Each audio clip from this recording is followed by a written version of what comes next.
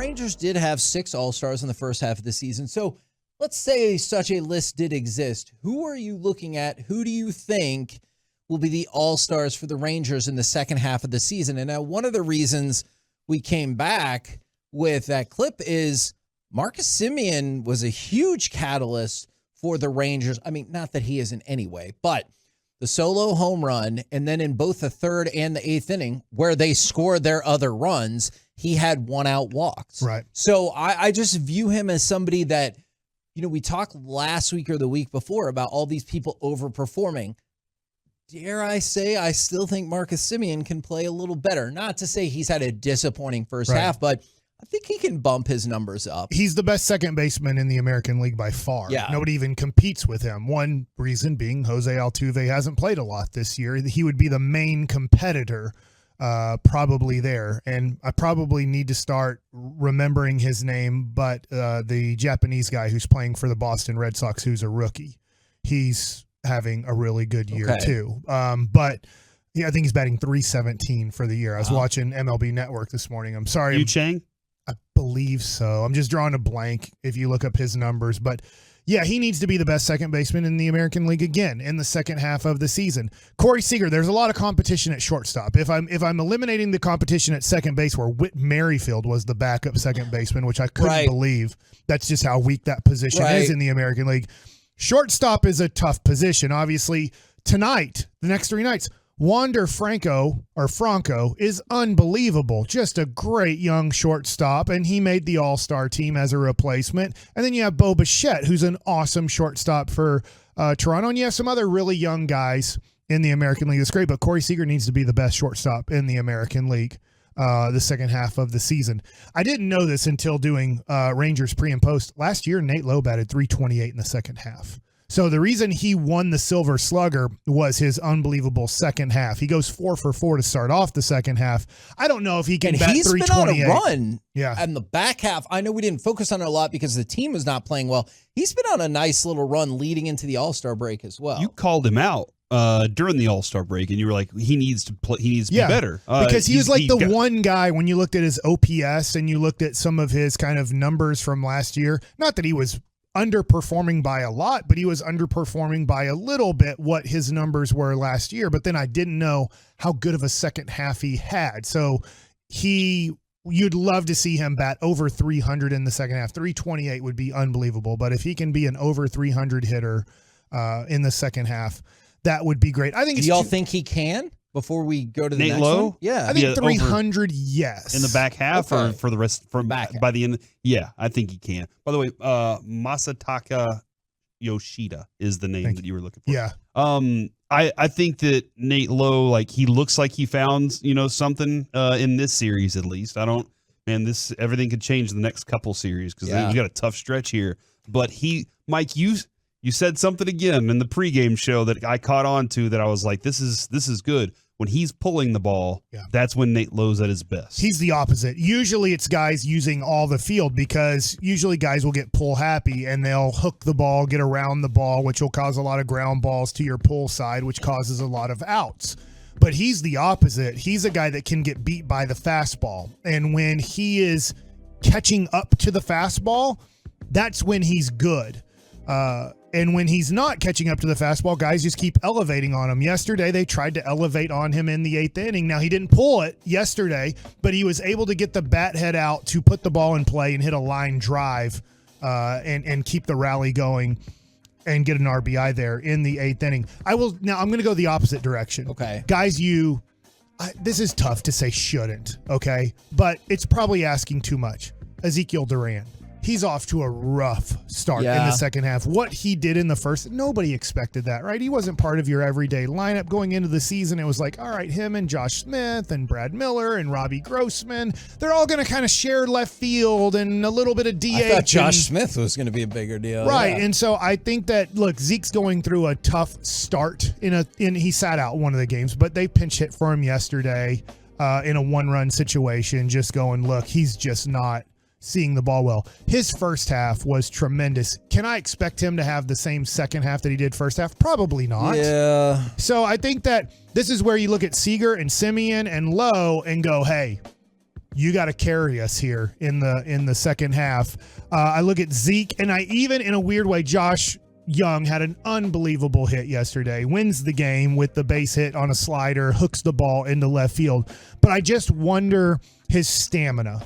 I think I do believe in Josh Young. Like, okay. I totally understand what you're saying, but when I was reading that article from the Dallas Morning News last week talking about all of the like mental and physical preparation that's gone into not just being in Major League Baseball, but making it through a season, there were some fascinating tools in there. I think I am buying into his ability to roll it out for the rest of the season. I just think we're in unknown territory. For sure. And that's what I don't know the unknown. I know at the plate is kind of where that focus is, but Josh Young's defense has been kind of, we know about his work ethic. Right. Mike, he made the play across Corey Seager's face, the spin move and the throw.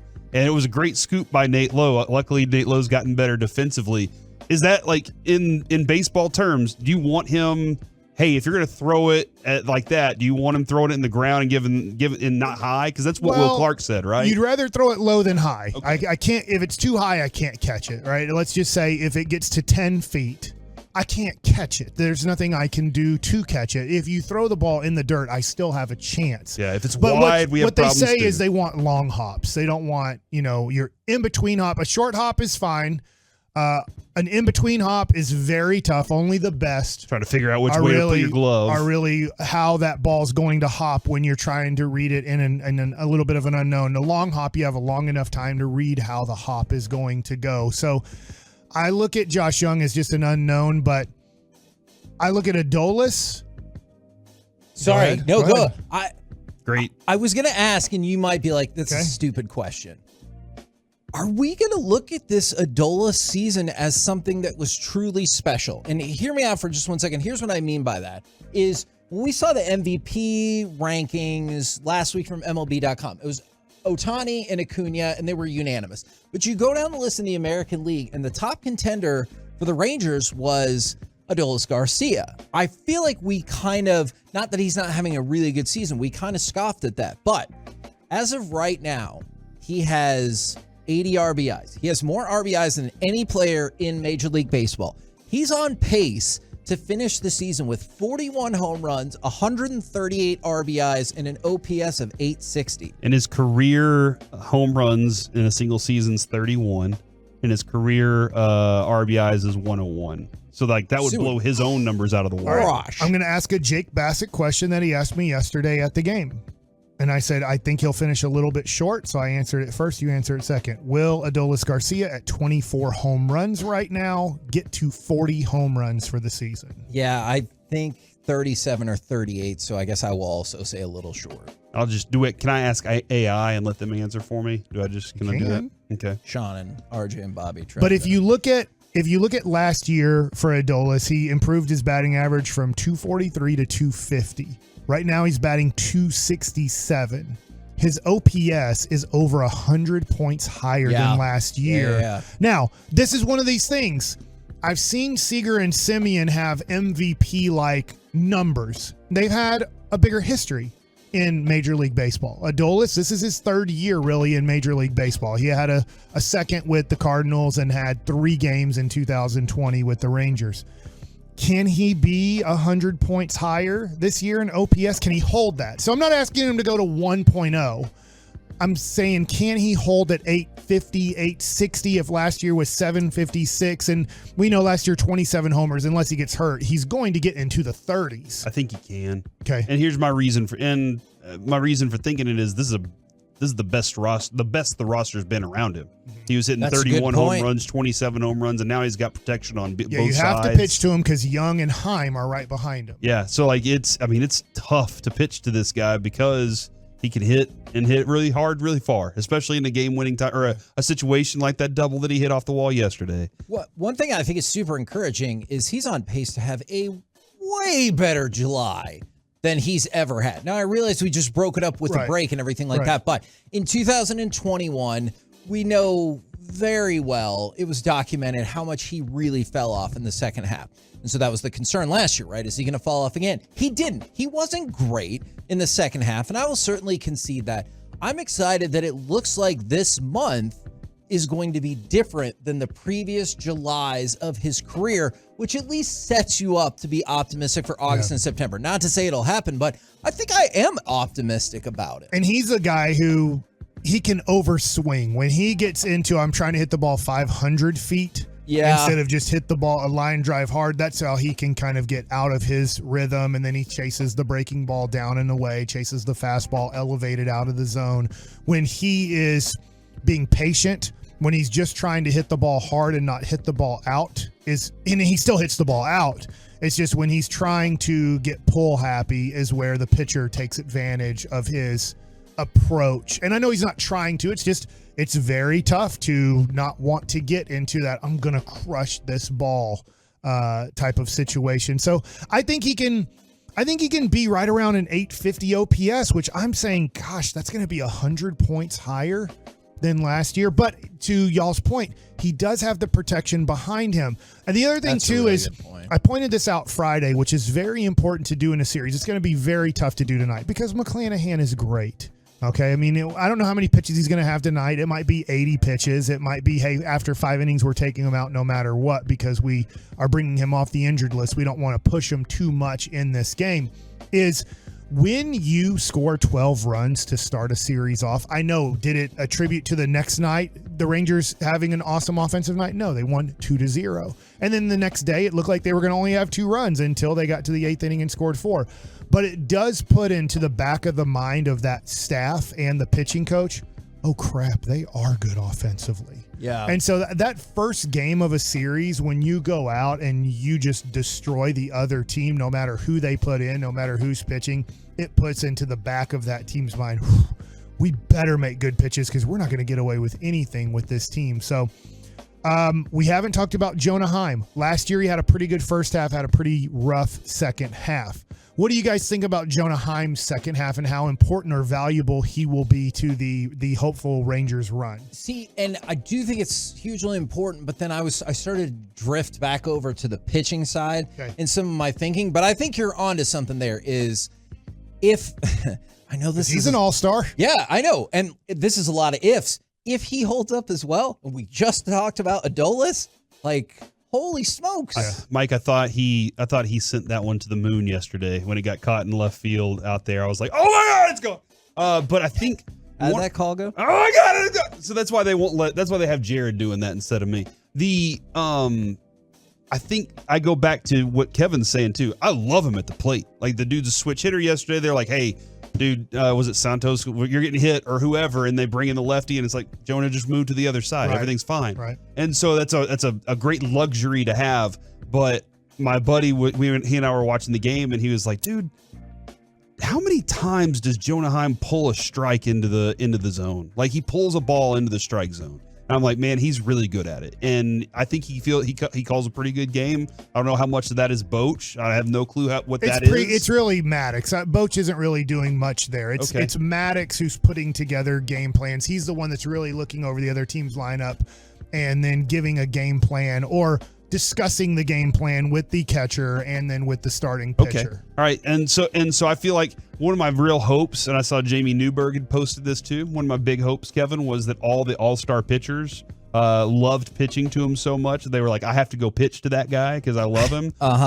So like that's where I am. The defensive side for me is I just need him to be that dude. He's such a calming presence. But when he's at the plate, I think something special can happen at any moment. And I'm really feeling him right now. Man. I know you want to talk about the pitching, but I'm happy we started offense first because I'll reiterate this. If this is going to work, if the Rangers are going to hold on to this division and make noise in the playoffs, it's because the offense is the best. It's going to be carried by the offense. It doesn't mean the pitchers aren't going to have a valuable role on this team, and the bullpen's going to have to hold some really tight games. But the best thing on this team is its offense, and that's what is going to be the carrying point of this. If the offense gets cold, the Rangers will probably get cold. I can definitely understand that. I wanted to expand our list of all-stars and throw in a new person. I'm going to Aroldis Chapman. If you're looking at somebody who will be a second half all-star, it's early. It's really early, but he fits the needs he fits one of the gigantic needs this team has. Yeah. And at least early, you feel pretty good about it. He punched out, was it the 7th inning with 102? Yeah. I was just like 102.5. Just having that available is awesome. That was the hardest pitch thrown by a Rangers pitcher in the StatCast era. I heard the other guy was at the game too, who threw the second hardest for the Rangers in the StatCast era. It was not Mike Bassick. He was in uniform, ready to pitch. If you needed him. Who? Emmanuel Clase. Oh, okay, yeah, but they didn't get in 2019. He threw 101 point something for the Rangers. Yeah, just not in our uniform. When I am hearing this discussion a lot more, and I know that they have 2 lefties, and it's not typical that that's the situation whenever you're dealing with the bullpen. But do you think at some point that Smith and Chapman switch spots, or do you think, man, just whatever the circumstance calls for, co-closer? Good? I do think when you get to the playoffs, you want to have, let's just say, I'm just going to put them in the wild card, even though I still think the division is very doable to win it, but let's just put them in a 3-game series. I think you do want somewhat of an established role, and maybe Bochy looks at it like this, like he did 2 days ago. Will Smith can pitch the 7th and 8th inning if I need it. Chapman can't. Chapman is not a guy that you want to pitch, let's say 10 to 15 pitches in the 7th inning and then throw another 15 to 20 pitches in the 8th. You want 10 to 15 He a night. will definitely be down the next day, and you start putting into jeopardy how well is he going to do in the next 2 days. So I don't know if their rules are going to change based off of he believes he can throw Will Smith an inning and a third, an inning and 2/3, and then possibly still be available the next day like he was Saturday, Sunday. Chapman, you have to watch how much he pitches back-to-back, and you definitely want him to be a 1-inning guy. Yeah. And so that might be a little bit of the switch, but I would like, by the time we get to September 15th, I would like, if Chapman has moved to the closer's role, that it's somewhat established as long as we're healthy and those guys are able to pitch. And like for tonight, Chapman's able to pitch. He threw back-to-back days. He had yesterday off. He didn't pitch. He wasn't even in the bullpen yesterday. Like, he wasn't going to pitch no matter what. That game could have gone 20 innings. He ain't pitching. He's available tonight, but if he pitches tonight, he won't be available the next night because that would be 3 out of 4 days. Yeah. So you don't want him to throw 4 out of 5 days. So he'd have the next day off. So I think with Chapman, he could push and be the closer, and Will Smith, who loves Bruce Bochy, who trusts Bruce Bochy, could become the other guy. And I do think this is important. Both of those guys are in their 30s. Both of those guys have been paid. If those are guys in their 5th or 6th year in the major leagues, they're furious if they get taken out of the closer's role. That's millions upon millions of dollars you're screwing me over. Because 40 holds versus 40 saves, there's a big difference there. We've seen throughout a decade time on how tough the 9th inning is versus the 8th. How many guys have pitched great in the 8th inning for the Rangers, and then they push them to the closer's role, and they're not able to handle it over, let's say, a 2-month period of time. And that is established in Major League Baseball. I pay a lot more for closers than I do setup guys. Even though setup guys get paid well, I'm paying $8 to $10 million for a good setup guy. I'm paying $15 to $20 million for a good closer. You think Young and Bochy thought about that? I mean, that's a great point, Mike. I wouldn't have thought of anything about that, but it's 2 guys that they don't have they don't have any reason to be upset if they're moved around from time to time and doesn't distract the clubhouse. And Chris Young, that's if he thought ahead that far, I bet they did. I really do.